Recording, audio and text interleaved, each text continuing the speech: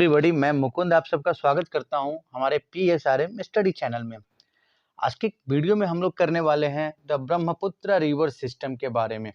देखिए, आज के वीडियो में हम लोग ब्रह्मपुत्र रिवर सिस्टम के बारे में पूरी जानकारी प्राप्त करेंगे।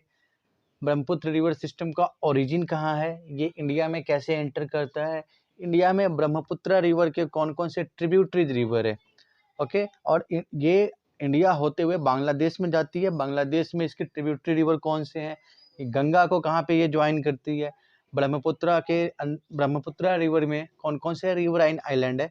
तो इससे रिलेटेड कंप्लीट इन्फॉर्मेशन हम लोग आज की क्लास में प्राप्त करने वाले हैं। इससे रिलेटेड कंप्लीट इन्फॉर्मेशन हम लोग इसी वीडियो में प्राप्त करने वाले हैं। ब्रह्मपुत्र से पहले हम लोगों ने 2 टॉपिक किया है। हिमालयन रिवर में इंडस रिवर सिस्टम देखा हम लोगों ने, और गंगा रिवर सिस्टम देखा। ब्रह्मपुत्र हम लोग हिमालयन रिवर में 3rd मेजर रिवर की बात कर रहे हैं, और इसके बाद हम लोग एक ही वीडियो में पेनिनसुलर रिवर के बारे में पूरी जानकारी प्राप्त कर लेंगे। ओके, तो चलिए आज की क्लास को शुरू करते हैं। सबसे पहले बात करते हैं ब्रह्मपुत्र रिवर के ओरिजिन के बारे में। देखिए, आपने मैप में देखा है क्लास 9th के ज्योग्राफी में, जहाँ इंडस रिवर ओरिजिनेट हो रहा था लेक मानसरोवर के पास, तो आप देखेंगे ना तो लेक मानसरोवर के पास ही ब्रह्मपुत्र भी ओरिजिनेट हो रही है। आप इस मैप में अच्छे से देख सकते हैं इंडस रिवर और आप देखोगे ना यहाँ पे, तो इस पॉइंट को आप अच्छे से दिमाग में बिठा लीजिए। यहाँ से हम लोग 3 रिवर को देखते हैं कि यहाँ से ओरिजिनेट हो रहे हैं। एक तो आप देख रहे हैं इंडस रिवर जहाँ से ओरिजिनेट हो रही है, उससे ईस्ट में देखोगे आप तिब्बत का ही रीजन है ये। तो यहाँ से सांगपो नदी या ब्रह्मपुत्र नदी, तिब्बत में ना ब्रह्मपुत्र को सांगपो कहते हैं, तो ब्रह्मपुत्र वहाँ से ओरिजिनेट हो रही है। और वहीं से आप देखते हैं कि सतलज भी ओरिजिनेट हो रही है, ठीक है ना। ये सब लेक मानसरोवर के पास में है। Okay, so Brahmaputra originates in Tibet near lake Mansarovar. The Indus and the Satluj also originate near the origin of the Brahmaputra, and in Tibet region the Brahmaputra is known as Sangpo river. Okay, Brahmaputra का सांगपो नाम है तिब्बत में। हम लोग अगर इसके length की बात करते हैं, देखिए Brahmaputra is slightly longer than the Indus river. Indus river से थोड़ी ज़्यादा लंबाई है ब्रह्मपुत्र की, ठीक है। हिमालयन रिवर में अगर हम लोग बात करते हैं तो हम लोगों ने 3 रिवर देखे हैं। इंडस, जिसकी एग्जैक्टली हम लोग लंबाई की बात करते हैं तो 2880 है, हम लोगों ने 2900 कहा था। एग्जैक्ट की बात करते हैं तो 2880 किलोमीटर लेंथ है इंडस की, और इंडिया में उसका फ्लो सिर्फ 790 किलोमीटर है। गंगा हम लोगों ने देखा है कि गंगा 2525 किलोमीटर एग्जैक्टली है, और वैसे ऑलमोस्ट हम लोग 2500 किलोमीटर मान के चलते हैं। ब्रह्मपुत्र रिवर की बात करते हैं ना, तो इसका टोटल लेंथ ना 2900 ही है, ठीक है। और इंडिया में इसका फ्लो 960 किलोमीटर तक का है। सो हम कह सकते हैं कि Brahmaputra is slightly longer than the Indus. Okay, थोड़ी ज़्यादा लंबाई इसकी है। देखिए, मैप में आप देखेंगे तो आप ना देखेंगे कि ब्रह्मपुत्र तिब्बत से होते हुए इंडिया के नॉर्थ ईस्ट में ऊपर से देखोगे आप होते हुए, और अरुणाचल प्रदेश से एंटर करती है इंडिया में, ठीक है ना। अरुणाचल प्रदेश में जो नामचा बरवा माउंटेन है, ठीक है, नामचा बरवा माउंटेन जिसकी हाइट हम लोग देखते हैं 7757 मीटर है, ठीक है। तो नामचा बरवा पीक माउंटेन होते हुए ये इंडिया में एंटर करती है, और यहाँ पे ना ये बहुत खूबसूरत गॉर्ज बनाती है। गॉर्ज हम लोग समझते हैं ना कि ये पहाड़ी रास्ते में ये जो माउंटेन्स होते हैं उसमें होल करके एंटर करती है, तो माउंटेन्स में ये बहुत ही खूबसूरत पिक्चर से गॉर्ज बनाती है। ये इंडिया में जब एंटर करती है ब्रह्मपुत्र, तो यहाँ पे गॉर्ज बनाती है, ठीक है ना। और जब जैसे आप देखोगे ना ब्रह्मपुत्र का फ्लो आगे देखोगे आप, तो ब्रह्मपुत्र में 2 रिवर आपको मिलते दिखाई देते हैं। एक रिवर है दिबांग और एक है लोहित। ये असम में मिलते हैं। एग्जैक्ट प्लेस की अगर हम बात करें तो सादिया नगर है असम में, ठीक है ना। तो आप यहाँ देखेंगे कि इसमें ब्रह्मपुत्र के फ्लो में दिबांग रिवर भी मिल रहा है और लोहित रिवर भी मिल रहा है, और दिबांग और लोहित जब मिलते हैं तो वहाँ से हम लोग इसको ब्रह्मपुत्र कहते हैं, ठीक है ना। So the joint flow of Tsangpo, Dibang and Lohit, it is called Brahmaputra in India, ठीक है। तो दिबांग और लोहित मिलते हैं असम साइड में। जब दिबांग और लोहित ब्रह्मपुत्र में मिलते हैं तो उसको हम लोग दिहांग भी कहते हैं, ठीक है। तो असम दिहांग हो गए, लोहित हो गए, दिबांग हो गए। दिबांग और लोहित के ही ज्वाइंट फ्लो को हम लोग दिहांग कहते हैं, ठीक है ना।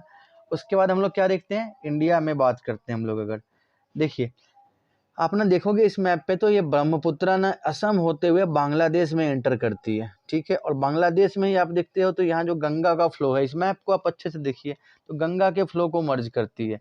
हम लोग जब इससे पीछे वाले वीडियो में हम लोगों ने गंगा रिवर सिस्टम किया है, तो वहाँ पे हम लोगों ने क्या देखा है कि गंगा को बांग्लादेश में पद्मा नदी के नाम से जानते हैं और ब्रह्मपुत्रा को बांग्लादेश में कहते हैं जमुना।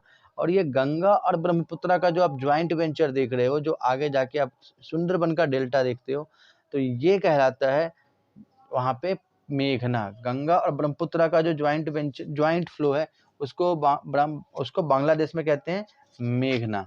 ठीक है ना, हम लोग ये देख रहे हैं। देखिए एक ना क्वेश्चन आता है, आप टेक्स्ट बुक में भी अपने क्वेश्चन देखोगे तो ये क्वेश्चन ना कई बार पूछा जाता है, फ्रिक्वेंटली पूछा जाता है। वैसे तो ये क्वेश्चन आप टेक्स्ट बुक में पेज नंबर 24 पे, तो आपके ना सेकंड जो क्वेश्चन है, सेकंड क्वेश्चन में देखिए 5 नंबर का, why does the Brahmaputra in its Tibetan part have less silt despite a longer course, कि ब्रह्मपुत्रा का इतना लंबा कोर्स है फिर भी तिब्बतन पार्ट में इसके पास ये इतना कम सिल्ट क्यों कैरी करती है। ठीक है ना, तो सिंपल सा रीजन है कि तिब्बत का एरिया हम लोग जानते हैं कि बहुत ही कोल्ड एरिया है, ड्राई एरिया है। ठीक है ना, तो ड्राई एरिया है इसलिए वहाँ पे सिल्ट कम होता है। ठीक है ना, आप यही चीज अपने टेक्स्ट बुक में भी देख सकते हो।